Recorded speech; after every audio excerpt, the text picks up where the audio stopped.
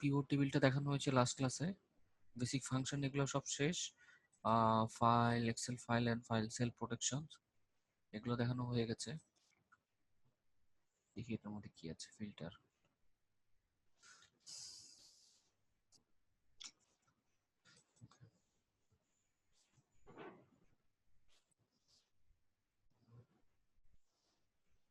আমাদের 4টা বাকি আছে, 4টা একবার লাস্ট ক্লাসে দেখাবো 4টা।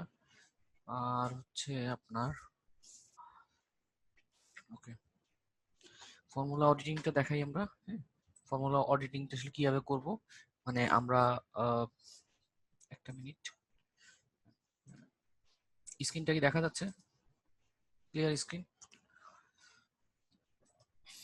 পিভট টেবিলে কিছু অংশ দেখাবো এবং হচ্ছে যে ফর্মুলা বারে ফর্মুলা অডিটিংটা আমরা দেখবো আজকে। হ্যাঁ, ফর্মুলা অডিটিংটা আসলে কেন লাগে, কি কি মানে কি করলে কি সুবিধা, সেটা আমরা দেখবো। তো ফার্স্টে আমরা যেটা করব হচ্ছে যে একটা পিভট টেবিল ক্রিয়েট করে দিই। পিভট টেবিল হচ্ছে করার জন্য আমরা যেটা করবো, এটা সিলেক্ট করব, ইনসার্টে যাব, পিভট টেবিলে যাব। তারপরে এখানে যখন আমরা ডাটার মধ্যে সিলেক্ট করে যখন আমি ইনসার্টে যে পিভট টেবিলে ক্লিক করবো, সে অটোমেটিক্যালি ওই ডাটাটা সিলেক্ট করে নেবে। হ্যাঁ, ওই ডাটা টোটালটা সিলেক্ট করে নিবে অটোমেটিক্যালি। তো পিভট টেবিলে গেলাম। পিভট টেবিলে করলে কি সুবিধা, পিভট টেবিলে যদি আমরা কাজ করি তাহলে সেটা হচ্ছে যে খুব মানে আহ, মানে একটা কোম্পানি মানে অনেকগুলা কাজ, অনেকগুলো রিপোর্টিং খুব ইজিলি আপনি করতে পারবেন। ঠিক আছে, পিভট টেবিল যদি করেন। আর সেক্ষেত্রে আপনার কি কি সুবিধা পাওয়া যায় আমরা একটু দেখি। আমরা জাস্ট ডাটার উপরে সিলেক্ট করে পিভট টেবিলে ক্লিক করলে সেরকম একটা পপ আপ একটা উইন্ডো আসবে। এখানে আসার পরে এখানে একটা হচ্ছে যে select the table or range, automatically সে ডাটাটা সিলেক্ট করে নিয়েছে। হ্যাঁ, এই যে এখানে যে রেঞ্জ দেখতে পাচ্ছি, যতটুকু ডাটা ছিল ওই টেবিলের মধ্যে সব ডাটাগুলো সে সিলেক্ট করে নিয়েছে। আর হচ্ছে নিউ ওয়ার্কশিট, নিউ ওয়ার্কশিট নামে একটা ওয়ার্কশিটে এখানে বলছে যে choose where you want to the pivot table report to be place, কোথায় আপনি পিভট টেবিলটা করতে চান। ওকে, সেটা হচ্ছে নিউ ওয়ার্কশিট। ওয়ার্কশিট হচ্ছে যে এই যে প্রত্যেকটা শীট নিচে দেখতে পাচ্ছি আমরা, এগুলো হচ্ছে যে এক একটা ওয়ার্কশিট। হ্যাঁ, তো নিউ কোনো ওয়ার্কশিট আমরা তৈরি করতে চাই কিনা, যদি নিউ দিই তাহলে অন্য আর একটা শীট তৈরি করবে, শীট 1, শীট 2 বা এরকম কোন নামে একটা তৈরি করবে। আর যদি বলি এক্সিস্টিং শীট, তাহলে আমাকে সেই শীটের লোকেশন, মানে যে শীটগুলো অলরেডি তৈরি করা আছে, তা সেক্ষেত্রে আমরা কি করব, এক্সিস্টিং শীট আমরা এই শীটের পাশেই আমরা দেখবো পিভট টেবিল। তো এক্সিস্টিং শীটের এখানে আমি ক্লিক করলাম, করার পরে আমাকে বলে দিতে হবে কোথায় আমি পেস্ট করতে যাচ্ছি, মানে পিভট টেবিলটা আমি কোথায় করতে যাচ্ছি। তো আমি এখানে সিলেক্ট করলাম, তারপরে এন্টার প্রেস করব, তারপরে ওকে দিয়ে দেবো। তো এইরকম একটা এরিয়া চলে আসবে যেটা পিভট টেবিলের জন্য সে ডিফল্ট হিসেবে নিয়ে নেবে, এবং রাইট সাইডে হচ্ছে যে পিভট টেবিলের যে পিভট টেবিল লিস্ট আছে সেটাকে সে শো করবে। এখন পিভট টেবিল আমরা করার জন্য লাস্ট ক্লাসে দেখেছি, লাস্ট ক্লাসে ভিডিওটা দেখলে বুঝতে পারবেন। পিভট টেবিল আমরা করার জন্য কয়েকটা অপশন মাথায় রাখতে হয়। সেটা হচ্ছে যে ফিল্টার, কলাম, রোস এবং ভ্যালুস। ভ্যালুসের মধ্যে যেসব কলামের মধ্যে ভ্যালুগুলো আছে, যেসব কলামে ভ্যালু আছে সেগুলো আমরা ভ্যালুর এই যে একটা বক্স আছে এই বক্সের মধ্যে টেনে নিয়ে আসবো। আর হচ্ছে যেসব কলামের মধ্যে হচ্ছে যে ভ্যালুস নাই, হ্যাঁ, যেমন হচ্ছে আহ আপনার এই যে এখানে যেসব কলামের মধ্যে নাম আছে, হ্যাঁ, সেগুলো আমরা এখানে আনবো না।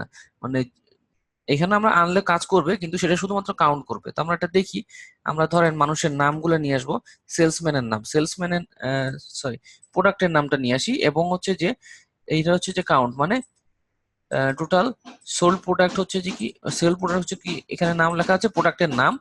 আর কাউন্টের ঘরে এই কলামের মধ্যে দেওয়া আছে যে আপনার কতগুলো হচ্ছে যে সে সেল করেছে। হ্যাঁ, মানে এখানে হচ্ছে সেলসম্যানের নাম, এখানে হচ্ছে ডেট, কবে সেল করেছে, কে সেল করেছে, কোন প্রোডাক্টটা সেল করেছে। হ্যাঁ, তারপরে হচ্ছে রিজিয়ন কি, তারপরে হচ্ছে যে আইডি কি, তারপরে হচ্ছে কাউন্ট। হ্যাঁ, মানে এটা হচ্ছে যে আইডি বলতে এই যে যে আইডি থ্রুতে বিভিন্ন প্রোডাক্টের আইডি থাকে সেটা। এটা হচ্ছে যে রিজিয়ন কোন অঞ্চল থেকে সেল করেছে, তারপর হচ্ছে কাউন্ট কতটা সেল করেছে। হ্যাঁ, এটা। তা আমি যদি এখন বের করতে চাই জাফর টোটাল এই প্রোডাক্ট গুলোর মধ্যে কোন কোন প্রোডাক্ট গুলো জাফর সেল করেছে, তা আমরা এখানে সিলেক্ট করব। সেলসম্যানটা আমরা ধরে এনে রো বরাবর যদি দেই, তাহলে এই বরাবর সেই মানে এখান থেকে ইউনিক যে ভ্যালু গুলো আছে, ইউনিক নামগুলো আছে সেগুলো এখানে নিয়ে আসবে। আর যদি আমরা এখান থেকে উপরে দেই কলাম, তার মানে কি এই বরাবর সেই নামগুলা ইনসার্ট করবে। কারণটা হচ্ছে যে আপনার কলাম মানে কি, কলাম হচ্ছে যে এটা একটা কলাম, এটা একটা কলাম, এটা একটা কলাম। সো সে রাইট বরাবর মানে কলাম বরাবর সে ইনসার্ট করবে। ওকে, তো আমি এখান থেকে নিয়ে আসি। সেলসম্যানের নামটা আমরা এখানে নিয়ে আসলাম।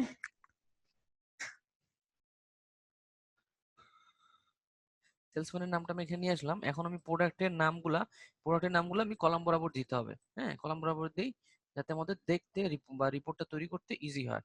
তো এখানে প্রত্যেকটা প্রোডাক্টের নামগুলো উপরে শো করছে, আর এখানে শো করছে কি যে ইউজার সেগুলা। এখন আমি যদি বের করতে চাই কোন ইউজার কোন মানে টোটাল কতটা সেল করেছে, কোন প্রোডাক্ট টোটাল কতটা সেল করেছে, তো সেক্ষেত্রে আমাদের কাউন্টটা কোথায় দেওয়া আছে, যে কতটা সেল হয়েছে সেটা হচ্ছে যে এই কাউন্টের কলামের মধ্যে এটা দেওয়া আছে। তো আমি যেটা কি করব, এই কাউন্টের কলামটা টান দিয়ে এনে এখানে রেখে দেবো। তাহলে সে অটোমেটিক্যালি সাম করে নিচ্ছে। হ্যাঁ, কারণটা হচ্ছে যে এই কলামের মধ্যে সে ভ্যালু আছে, সেজন্য অটোমেটিক্যালি সাম করে নিচ্ছে। যদি এই কলামের ডাটা, যদি আইডি কলামের ডাটা বা রিজিয়ন কলামের ডাটা যদি আমরা মানে এই কলামটা যদি টান দিয়ে আমরা এখানে নিয়ে আসতাম, তাহলে কি করতো, তাহলে সে কাউন্ট করতো। কারণ যে কোনো টেক্সট সে কি করে, শুধুমাত্র টেক্সট গুলা কাউন্ট করতে পারে। হ্যাঁ, টেক্সট কিন্তু সাম করা যায় না। সেই জন্য আপনার এই এইসব কলাম থেকে যখন কোনো ডাটা আপনি টান দিয়ে নিয়ে এখানে রাখবেন, তখন সেগুলো কি কি করবে, সে ডিপেন্ড করে যে ওই কলামের মধ্যে এই যে আইডি নামের যে কলামটা আছে, এই কলামের মধ্যে যেগুলো আছে সেগুলো হচ্ছে যে আপনার টেক্সট নাকি ভ্যালু। যদি ভ্যালু হয় তাহলে সাম করে দিবে, আর যদি ভ্যালু না হয় তাহলে কাউন্ট করবে। যেমন হচ্ছে আমি এটা এখান থেকে উঠাই দিই, মানে উঠানোর একটা অপশন হচ্ছে এখানে আপনি ক্লিক করে, এখানে অ্যারো সাইন আছে, এখানে ক্লিক করলে এখান থেকে রিমুভ ফিল্ড করলেও করতে পারেন। অথবা আপনি যেটা করতে পারেন, এই যে এখানে যে টিক মার্ক হয়ে আছে এটাও আপনি এখান থেকে রিমুভ করে দিতে পারেন। অথবা আরেকটা কাজ করতে পারেন, এখান থেকে টান দিয়ে নিয়ে এসে এখানেও রেখে দিলেও এটা রিমুভ হয়ে যাবে। ঠিক আছে। এখন আমি যে ধরেন রিজিয়নের যে কলামটা আছে, এই কলামে যে নাম আছে, তার নাম যে কোনো একটা কলামের মধ্যে টেক্সট থাকলে সেটাকে যদি আমি টান দেখে নিয়ে আসি, তাহলে সে কি করবে, কাউন্ট করবে। এই দেখেন বাই ডিফল্ট হিসেবে কাউন্ট করবে। হ্যাঁ, এখান থেকে চাইলে আমরা এভারেজ বা এরকম কিছু মানে করতে পারি, কিন্তু সাম বা এভারেজ করলে এখানে জিরো ছাড়া কিছু দিবে না। কারণ সে কোনো টেক্সট গুলাকে সে জিরো কাউন্ট বা ইয়ে করতে পারবে না। ঠিক আছে। তো আমরা এখান থেকে রিজিয়নটা আমরা উঠে দিই, রিজন দিব না আমরা, আমরা এখানে কাউন্ট দিব। কাউন্টটা টান দিয়ে এখানে নিয়ে আসবো, কারণ কাউন্টের এখানে আমরা চাচ্ছি যে কতটা সেল করেছে কে কোন রিজিয়নে, না, কে কোন প্রোডাক্ট কতটা সেল করেছে সেটা আমরা যেন দেখতে পাই। ঠিক আছে। তো আমরা এখানে চাইলে সাম করতে পারবো, মানে ডিফল্ট হিসেবে সে সাম করে। আমরা যদি চেঞ্জ করতে চাই যে আসলে সাম না দিয়ে এভারেজ বা কাউন্ট দিব, তাহলে সেক্ষেত্রে এখানে অ্যারো সাইন আছে, এখানে ক্লিক করবো, ভ্যালু ফিল্ড সেটিংস এ যাবো, এভারেজে ক্লিক করব, সে এভারেজ করে দিবে। ঠিক আছে। তো আমরা যেটা সাম করলাম, তাহলে এখন দেখেন এইটা একটু দেখতে একটু অন্যরকম লাগছে। এখানে রো লেভেল দেখাচ্ছে, এখানে কলাম লেভেল দেখাচ্ছে। আমি এইগুলো যদি রিমুভ করতে চাই, ডিজাইনে যাব, গ্র্যান্ড টোটালে যাব, সরি রিপোর্ট লেআউটে যাব, ট্রাবুলার ফরম্যাটে দিব, ট্রাবুলার ফর্ম দিব। আপনি প্রত্যেকটা একটু প্রেস করে করে দেখবেন যে কোনটা কি কাজ করে। হ্যাঁ, তো ট্যাবুলার ফর্মে দিলে সব নামগুলো এখানে চলে আসলো। এখন হচ্ছে যে এটা ডিজাইনটা যদি সুন্দর করতে চান, ম্যানুয়ালি আপনি এইভাবে ইয়া করে আপনি এখান থেকে কালার দিতে পারেন। অথবা আপনি এটা যদি না দিয়ে, তাহলে সেক্ষেত্রে ডিফল্ট যেসব কালার গুলো আছে এখান থেকে জাস্ট সিলেক্ট করে দিলে সেই কালারটা হয়ে যাবে, যেটা পছন্দ, যেটা কোম্পানির কালারের সাথে যায় সেটা আপনি সিলেক্ট করে দিবেন। ঠিক আছে। রিপোর্ট তৈরি করার সাথে অবশ্যই খেয়াল রাখবেন, সেটা অবশ্যই যেন যে কালারটা দিবেন সেটা যেন কোম্পানি যে কালারটা ইউজ করছে সেই কালারের সাথে যেন ম্যাচ করে। ওকে। এখন দেখেন এখানে হচ্ছে যে আরিফুলের এখানে সেল করেছে ওয়ালটন হচ্ছে যে কত, 200 সরি 2563টা। তো এটা যদি আমি নিজে ম্যানুয়ালি চেক করতে চাই যে আরিফুল আসলে এতটা সেল করেছে কিনা, তো আমরা কি করব, এখান থেকে আরিফুল সিলেক্ট করব, সিলেক্ট করার পরে ওকে দিলাম। ওকে দেওয়ার পরে আমরা যদি এখান থেকে এই টোটালটা এখানে সিলেক্ট করে কন্ট্রোল প্লাস শিফট, তারপরে ডাউন এরো দিলে এখানে আমার সামনে হচ্ছে 2563টা সে কিভাবে সেল করলো।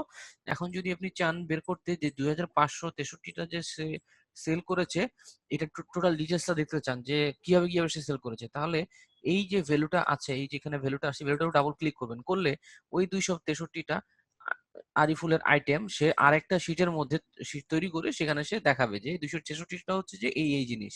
হ্যাঁ, এগুলা এখন আবার যদি এইটাকে আপনি পিভট টেবিল করতে চান, তাহলে যেটা করবেন এখানে জাস্ট হচ্ছে আহ ইনসার্টে যাবেন, ইনসার্টে যে পিভট টেবিল ক্লিক করে এটারও একটা আপনি এখানে সিলেক্ট করে দিবেন যে এক্সিস্টিং ওয়ার্কশিটে এই শিটের মধ্যেই করব।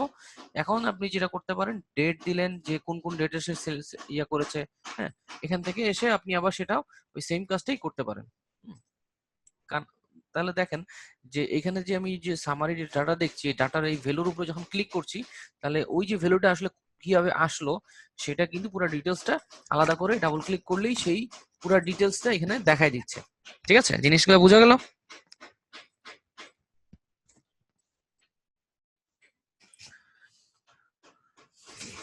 বুঝতে পেরেছেন নাকি কঠিন মনে হচ্ছে?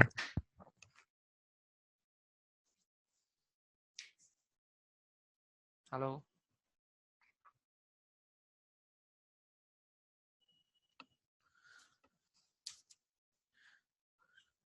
Hello, hello. হ্যাঁ, আমার কথা কি শুনতে পাচ্ছেন?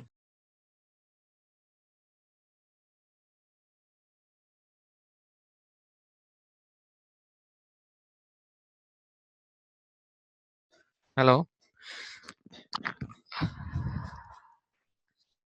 হ্যাঁ, হঠাৎ করে মনে কানেকশন চলে গিয়েছিল, মানে আহ, এই যেখানে যে ডাবল ক্লিক করলে যে ডাটাটা চলে আসে এই জিনিসটা দেখিয়েছিলাম, এটা কি বুঝতে পেরেছেন নাকি এই পর্যন্ত দেখেন নাই?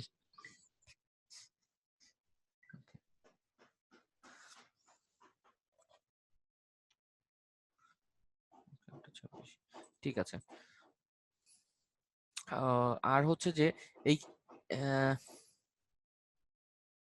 হ্যাঁ, এটা হচ্ছে যে পিভট টেবিলে যেটা, পিভট টেবিলটা কিভাবে তৈরি করে সেটা তো বুঝতে পেরেছেন নাকি, না সেটা বোঝেন নাই?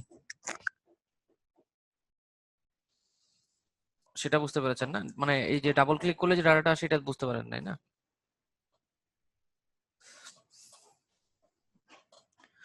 হ্যাঁ, সেটা হচ্ছে যে পিভট টেবিলের যে ডাটাটা আমরা রেডি করবো, রেডি করার পরে যে ভ্যালুগুলো এখানে শো করবে সেই ভ্যালুর উপরে যদি আমরা ডাবল ক্লিক করি, হ্যাঁ, মানে ভ্যালুর উপরে মাউসটা নিয়ে গেলে সে কিন্তু দেখাচ্ছে যে ভ্যালুটা কিভাবে আসছে, কার ভ্যালু, হ্যাঁ, পুরো একটা সামারি, একটা ছোট অ্যালার্টের আকার, অ্যালার্ট আকারে দেখাচ্ছে, হ্যাঁ। আর এই ভ্যালুটার পুরো ডিটেলসটা যদি দেখতে চান তো যে কোনো একটা, যে ভ্যালুটা আসছে সেটার উপর ডাবল ক্লিক করলে সেই ভ্যালুটা দেখা দিবে যে ওই যে ভ্যালুটা, যে 48টা দেখাচ্ছিল ওইখানে, ঠিক আছে, ওই 48টা যে দেখাচ্ছিল ওই 48টা আসলে কিভাবে সে পেয়েছে। তো এখানে ডাবল ক্লিক করলে সেই 48টা দেখাচ্ছে 12 12 12, 4 12 48, হ্যাঁ। এখন আপনি যদি আগের জায়গায় ফিরে যেতে চান তাহলে কন্ট্রোল জেড দিবেন, কন্ট্রোল জেড দিলে ডিলিটের অপশন আসবে, তারপরে ডিলিট করে দিবেন। কারণ আপনি যখন ডাবল ক্লিক করে কোনো ভ্যালুর উপর ডাবল ক্লিক করে যখন তার ডিটেলসটা বের করছেন তখন সে দেখাচ্ছে একটা শীট তৈরি করছে, নতুন একটা শীট তৈরি করছে, করে তার মধ্যে ওই ডাটাটা নিয়ে সে এই আরেকটা শীটের মধ্যে দেখাচ্ছে। ঠিক আছে, তখন কন্ট্রোল জেড দিয়ে আবার ডিলিট করে নেবেন যদি দরকার না লাগে, যদি দরকার লাগে তাহলে সেভ করে রেখে দিবেন। ঠিক আছে। আর ধরেন আপনার এখানে এখানে হচ্ছে জাফর হচ্ছে যে 110 এবং 478টা প্রোডাক্ট সেল করেছে, তা 110টা হচ্ছে কোন প্রোডাক্ট, 110টা হচ্ছে ডেল পিসি সেল করেছে 110টা, আর এইচপি পিসি সেল করেছে 478টা। তো এই টোটাল হিস্ট্রিটা যদি দেখতে চান তাহলে এইখানে যে 588, হ্যাঁ, 588 এর উপর ডাবল ক্লিক করলে ওই টোটাল হিস্ট্রিটা সে দেখাবে যে 588টা যে ডাটা এই দুইটা মিলে যে আসছে, এই দুইটা ডাটা আসলে কোথায় আছে, মানে কিভাবে আছে। জাস্ট এটার উপরে ক্লিক করলে সে ওই ডাটাগুলো জাস্ট হচ্ছে যে ওইখান থেকে নিয়ে সে দেখা দিবে যে আপনার এটাই হচ্ছে যে টোটাল সেই 588টা ডাটা।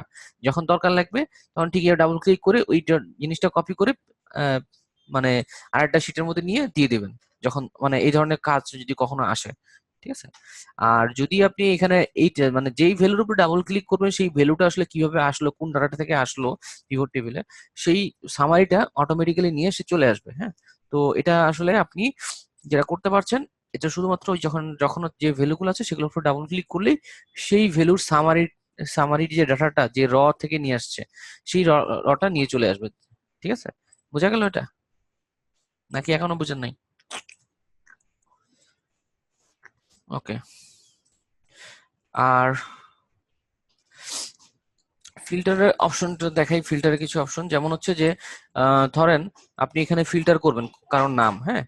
তা কারোর নাম যদি ফিল্টার করতে হয় জাস্ট হচ্ছে যে এখানে ডাটার মধ্যে যে ফিল্টার আছে ফিল্টারে ক্লিক করবেন, এই অ্যারো সাইনগুলো আসবে, এখানে ক্লিক করবেন, করার পর এখানে আপনি সার্চ দিবেন যে নামটা, মানে যে কলামটা আপনি, যে কলামে ডাটা সিলেক্ট করতে চান সেই কলামটার এইখানে অ্যারো সাইনে ক্লিক করবেন, তারপরে লিখবেন যে যেটা আপনি যেমন HON ডিএ হোন্ডা নামে একটা মানে বাইক আছে, হ্যাঁ। তারপরে হচ্ছে যে আপনি চান যে পিসি নামে যা যা লেখা আছে সেগুলো যেন চলে আসে। আছে।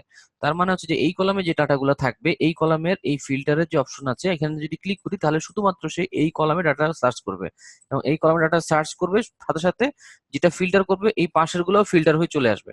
কারণ সে, আমি যদি এখন হোন্ডা বাইক করি, HONDA, তাহলে ওর সাথে রিলেটেড কি আছে, এর সাথে রিলেটেড আছে হচ্ছে যে সেলসম্যানের নাম, রিজিয়ন, এগুলো ফিল্টার হয়ে চলে আসবে। ঠিক আছে। আর হচ্ছে আপনি যদি ডেট ফিল্টার করেন তাহলে ডেটের অপশনে এখানে দেখেন, ডেটে যখন ক্লিক করছেন তখন এখানে দেখবে ইয়ার, ইয়ার দেখাচ্ছে 2012, 2011, এবং সাথে দেখাচ্ছে কি মাসগুলা। তা আপনি এখান থেকে চাইলেও আপনি এখানে জান লিখলে কি কাজ করবে, হ্যাঁ, JAN, যে যখন জানুয়ারি লিখছি তখন হচ্ছে যে 2013 সালের জানুয়ারি, 2012 সালের জানুয়ারি, 2011 সালের জানুয়ারি, সেটা দেখাচ্ছে, ইয়া করছে, ফিল্টার করে নিচ্ছে। Q1 যদি লিখি, না Q1 কাজ করবে না, QU এগুলো কাজ করবে। ঠিক আছে। তার মানে আমি যখন জানুয়ারি ফেব্রুয়ারি লিখছি তখন শুধু জানুয়ারি ফেব্রুয়ারি মাসের ডাটাগুলো সে এখান থেকে ফিল্টার করে নিচ্ছে। সাথে আরো কিছু অপশন আছে ফিল্টারের, যেমন হচ্ছে ফিল্টার, যেহেতু আমার এই কলামের ডাটাগুলো হচ্ছে কি সব হচ্ছে ডেট, তো ডেট, ডেট দিয়ে কিভাবে ফিল্টার করা যায়, এই হচ্ছে ডেট দিয়ে ফিল্টার এগুলো করা যায়, যেমন নেক্সট উইক, তারপরে হচ্ছে যে টুমোরো, টুডে, হ্যাঁ, দিস মান্থ।